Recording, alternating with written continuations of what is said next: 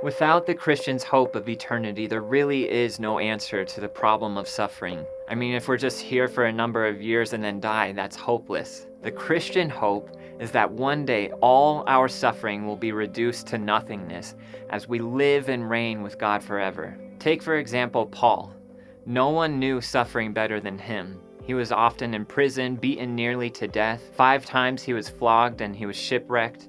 He had many sleepless nights, and many times he was cold, hungry, and thirsty. So why then was this man able to say something like this?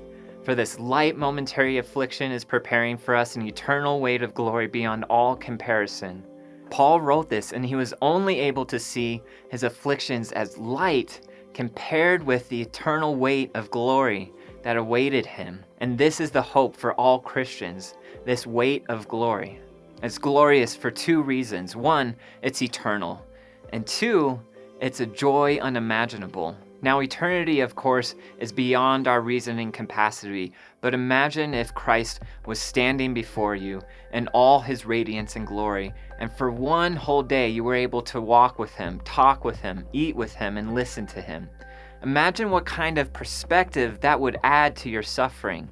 What if you were with him for 1,000 years, 1,000,000, 1,000,000,000 years? Our time on this earth is just a blip on the radar in the grand scheme of eternity. So the fact that we get to spend all of eternity with Christ will reduce our suffering to insignificance. And truly, this eternity will be a joy unimaginable. The passages that speak of heaven use the greatest moments on earth to give us just a glimpse of what it's like in heaven. For example, in Matthew 22:2, Jesus compares the kingdom of heaven to a wedding feast. It is one of the most joyous and intimate pictures we can imagine of a bride and a groom finally being united. For us, Christ will be our groom, and we will be in his joyous presence forever. In addition to that, God desires for his people to reign over his kingdom with him.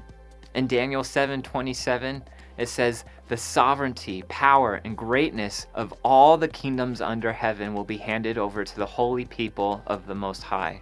Just being in an intimate relationship with Jesus is enough, but he also gives us his kingdom. This is our future. This is our destination.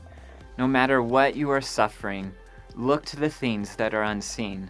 Our time here is short, and our glory with Christ is eternal, and it's unimaginable.